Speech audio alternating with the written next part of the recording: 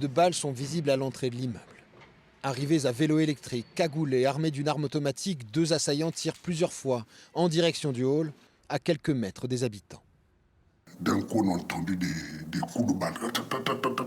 Nous ne savions pas. On trouve le corps était là. Deux blessés, dont un mortellement, gisent au rez-de-chaussée. Ils ont entre 13 et 15 ans. Un troisième adolescent aurait été pourchassé jusqu'au 13e étage par les tireurs avant de se réfugier dans un appartement. Cette femme a été la première à appeler les secours. Elle a tenté de prodiguer les premiers soins aux adolescents. On l'a trouvé allongé sur le ventre. Qu'est-ce que j'ai fait? Je l'ai retourné. Et puis le jeune qui nous a parlé, il dit Madame, aidez-nous, aidez-nous, aidez-nous. J'ai déboutonné sa veste, j'ai mis ma main sur son cœur pour voir s'il respirait et puis si son cœur battait, il battait plus. J'ai soulevé son maillot et il avait une balle dans le cœur, en moins. Selon le procureur, aucun doute, il s'agit d'un règlement de compte lié au trafic de drogue. Le quartier a encore récemment été le théâtre de tirs. Dimanche dernier, un habitant filme cette scène en plein après-midi.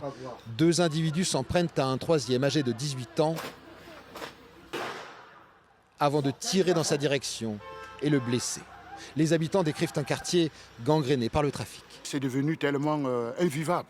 Il y a des gens qui déménagent parce que l'insécurité est accrue. Oui, on les voit faire. Ils sont là toute une journée jusqu'au soir. Hier soir, le quartier a été bouclé par des dizaines de CRS. Alors que la police scientifique en est encore aux constatations, la famille de l'adolescent décédé interpelle la mère, venue les soutenir. Sa tante réfute toute implication de son neveu dans le trafic de drogue.